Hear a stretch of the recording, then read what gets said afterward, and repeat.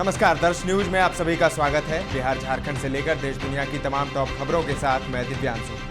खबरों की तरफ विस्तार से बढ़ेंगे, लेकिन उससे पहले एक नजर हेडलाइंस पर। भारतीय वायुसेना ने SAMAR air defence missile system का सफलतापूर्वक किया परीक्षण। पीएम मोदी 2 दिवसीय दौरे पर पहुंचे वाराणसी। 19,000 करोड़ रुपए से अधिक की परियोजनाओं का करेंगे शुभारंभ। बिहार में दारोगा भर्ती परीक्षा संपन्न। कदाचार रोकने के लिए आर्टिफिशियल इंटेलिजेंस का हुआ इस्तेमाल। बिहार में 22,000 टीचर्स की नौकरी पर मंडराया संकट। राज्य सरकार जाएगी सुप्रीम कोर्ट। भारत ने जीत के साथ किया वनडे सीरीज का आगाज। पहले वनडे में साउथ अफ्रीका को 8 विकेट से हराया। अर्शदीप, आवेश और सुदर्शन चमके। अब खबर विस्तार से। भारतीय वायुसेना ने SAMAR air defence missile system का सफलतापूर्वक परीक्षण किया है। देश के इन हाउस डिजाइन और डेवलपमेंट प्रयासों की दिशा में यह बड़ी सफलता है। IAF की ओर से इसे अपने पुरानी रूसी मूल के हवा से हवा में मार करने वाली मिसाइल प्रणालियों का इस्तेमाल करते हुए विकसित किया गया है। तमिलनाडु के करीब 10 मछुआरों को आज भारतीय तटरक्षक को सौंप दिया गया, जिन्हें इस महीने की शुरुआत में हिंद महासागर में ब्रिटिश हिंद महासागर क्षेत्र BIOT के पास से गिरफ्तार किया गया था। मछुआरों पर मुकदमा चलाया गया और उन पर 60,000 पाउंड स्टर्लिंग का जुर्माना लगाया गया था। रक्षा विभाग ने एक बयान में कहा है कि मछुआरे BIOT के पास लगभग 230 समुद्री मील गहरे समुद्र में मछली पकड़ने के क्षेत्र में गए थे। पीएम मोदी ने आज वाराणसी में अपने रोड शो के दौरान एक एम्बुलेंस को रास्ता देने के लिए अपना काफिला रोक दिया। अपने 2 दिवसीय वाराणसी दौरे पर पीएम मोदी वाराणसी और पूर्वांचल के लिए 19,000 करोड़ रुपए से अधिक की 37 परियोजनाओं का शुभारंभ और उद्घाटन करेंगे। इससे पहले पीएम ने सूरत डायमंड एक्सचेंज का उद्घाटन किया। डायमंड बोर्ड्स के उद्घाटन पर पीएम मोदी ने कहा कि सूरत की भव्यता में आज एक और डायमंड जुड़ गया है। उन्होंने कहा कि मैंने देश को यह गारंटी दी है कि मेरे तीसरे कार्यकाल में भारत दुनिया की शीर्ष 3 अर्थव्यवस्थाओं में एक होगा। सरकार ने आने वाले 25 वर्षों के लिए लक्ष्य तय किया है।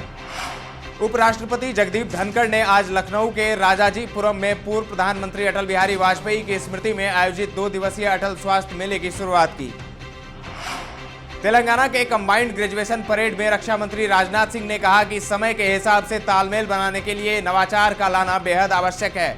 नवाचार बदलती परिस्थितियों के अनुसार हमें तैयार करता है। दुनिया में हर चीज लगातार परिवर्तनशील है, इसीलिए हमें नवाचार पर भी उतना ही ध्यान देने की आवश्यकता है। कांग्रेस ने 2024 के आम चुनावों की रणनीति पर विचार विमर्श करने और बीजेपी से मुकाबला करने के लिहाज से चुनाव अभियान की योजना तैयार करने के लिए 21 दिसंबर को अपनी कार्य समिति की बैठक बुलाई है। बिहार अवर लोक सेवा आयोग यानी BPSSC की ओर से दरोगा बहाली यानी SI भर्ती की प्रारंभिक परीक्षा आज आयोजित की गई। 2 पालियों में हुई इस परीक्षा में कुल 6.60 लाख अभ्यर्थी शामिल हुए। 1,275 पदों पर होने वाली इस परीक्षा के लिए राज्य भर में 613 केंद्र बनाए गए थे। खास बात यह है कि पहली बार परीक्षा में नकल को रोकने के लिए BPSC द्वारा आर्टिफिशियल इंटेलिजेंस यानी AI का इस्तेमाल किया गया। सोलर एनर्जी के मामले में बिहार बड़ी उपलब्धि हासिल करने वाला है। आगामी 1.5 वर्षों में बिहार के कजरा बिजली घर लखीसराय से 185 मेगावाट सोलर बिजली का उत्पादन होने लगेगा। देश में सोलर बिजली का यह सबसे बड़ा भंडारण क्षमता वाला यूनिट है। Bihar state power generation company limited ने कजरा बिजली घर से उत्पादन शुरू करने के लिए टेंडर जारी कर दिया है। जनवरी तक चयनित एजेंसियों को काम दे दिया जाएगा। मार्च तक कजरा बिजली घर का काम शुरू करने का लक्ष्य है। पटना हाईकोर्ट द्वारा प्राइमरी स्कूलों में BEd योग्यताधारी शिक्षकों की नियुक्ति को अमान्य करार दिए जाने के बाद बिहार के लगभग 22,000 टीचर्स की नौकरी पर संकट मंडरा रहा है। नीतीश सरकार ने ऐसे शिक्षकों को थोड़ी राहत दी है। सरकार BEd धारी प्राइमरी शिक्षकों के समर्थन में सुप्रीम कोर्ट जाएगी। राज्य सरकार की ओर से जल्द ही हाईकोर्ट के फैसले के खिलाफ शीर्ष अदालत में अपील दायर की जाएगी। शिक्षा विभाग के अधिकारी इस संबंध में कानूनी जानकारों से सलाह ले रहे हैं। केंद्रीय मंत्री गिरिराज सिंह ने हिंदुओं से झटका मटन खाने की अपील की है। दरभंगा के प्रसिद्ध श्यामा मंदिर में बलि प्रथा पर रोक के बाद केंद्रीय मंत्री गिरिराज सिंह का बड़ा बयान आया है। उन्होंने कहा कि हिंदुओं को हलाल मीट खिलाकर धर्म भ्रष्ट करने की साजिश चल रही है। केंद्रीय मंत्री ने पूछा है कि मंदिर में बलि प्रथा पर रोक लगाने वाले बकरीद में कुर्बानी पर कुछ बोलने की जहमत उठा पाएंगे। मध्य प्रदेश के नए मुख्यमंत्री डॉक्टर मोहन यादव ने उज्जैन में रात बिताकर यहां के मिथक को तोड़ दिया है। ऐसी मान्यता है कि उज्जैन में कोई भी राजा रात नहीं गुजार सकता है। इसके पीछे तर्क यह दिया जाता है कि यहाँ के राजा बाबा महाकाल हैं, इसीलिए एक साथ 2 राजा कैसे रह सकता है। इसी मिथक के कारण अब तक कोई भी मुख्यमंत्री यहाँ रात में नहीं ठहरे, लेकिन मोहन यादव ने इस परंपरा को तोड़ दिया।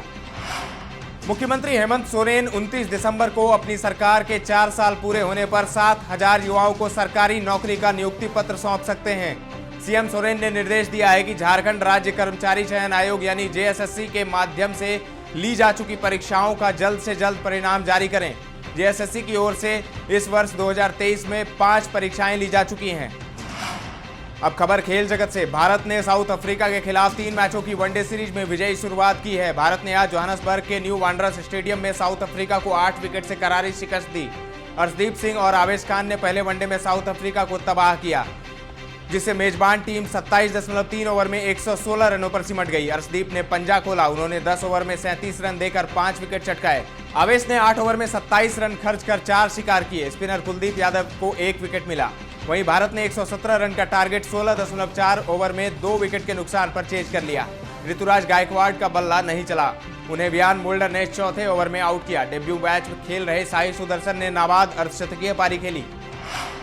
अब बात मौसम के मिजाज की। बीते 24 घंटे के भीतर बिहार के 10 शहरों का पारा 10 डिग्री सेल्सियस से नीचे पहुंच गया। राजधानी पटना समेत 23 शहरों के न्यूनतम तापमान में गिरावट दर्ज की गई है।